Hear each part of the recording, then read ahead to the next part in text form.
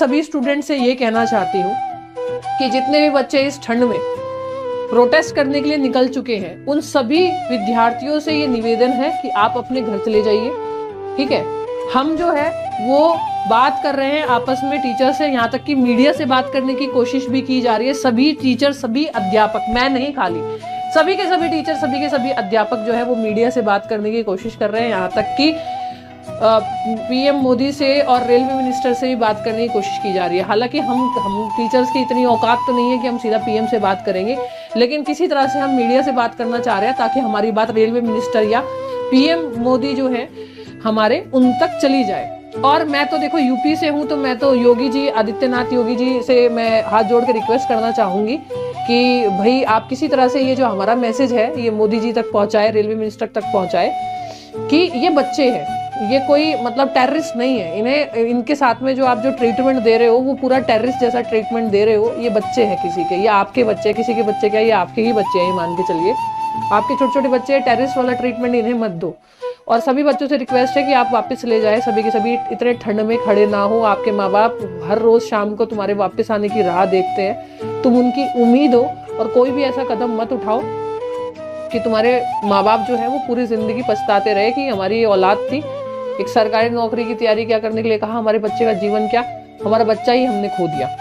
Please ये ऐसा काम मत करो। और टीचर तुम्हारे कंधे से कंधा मिला के खड़ा हुआ है। अगर हमें डिजिटल प्रोटेस्ट से कुछ हासिल होगा तो हम डिजिटल प्रोटेस्ट करेंगे, अगर हमें फिजिकल प्रोटेस्ट से कुछ हासिल होगा फिजिकल प्रोटेस्ट करेंगे। सभी टीचर इस लड़ाई में आपके साथ है और हम साथ मिलकर ये लड़ाई लड़ेंगे। चाहे कितना भी रिस्क हो इसी चीज में, हम तुम्हारे लिए रिस्क उठाने के लिए तैयार हैं पूरी तरह से। लेकिन आप प्लीज अपने घर लौट जाए। बाकी हम कोशिश कर रहे हैं रेलवे मिनिस्टर से बात करने की। और जहां तक बात है, अगर फिजिकल प्रोटेस्ट की बात आएंगे तो तुम्हारे लिए फिजिकल प्रोटेस्ट करेंगे, अगर डिजिटल प्रोटेस्ट आएगी डिजिटल प्रोटेस्ट करेंगे। अगर एफआईआर सबसे पहले तुम पे होगी तो वो एफआईआर सारे के सारे टीचर खुद पर लेंगे। अगर पहला डंडा तुम पे लगना होगा तो वो डंडा सबसे पहले हम लेंगे।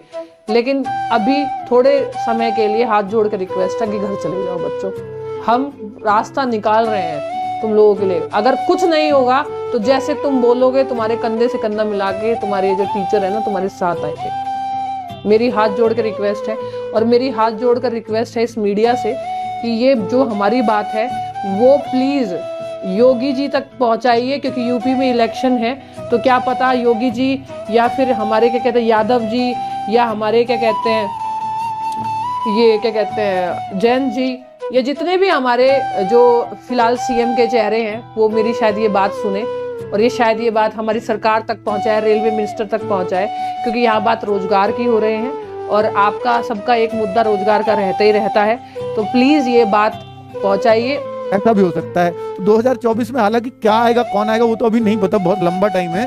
पर बच्चों, भर्ती प्रक्रिया को लंबा खींच कर हमारे टाइम में इसको पूरा करना है नहीं करना है, इस बात में भी अब शक है। क्योंकि बच्चों, इतना प्रोटेस्ट के बाद तो यहाँ इस स्थिति पे पहुंचे थे कि अब एग्जाम की डेट, एग्जाम बार बार भी नहीं हटा सकते। अब ये हटा भी नहीं सकते थे क्योंकि इन्होंने पहले भी बोला था कि मार्च अप्रैल में ले लेंगे।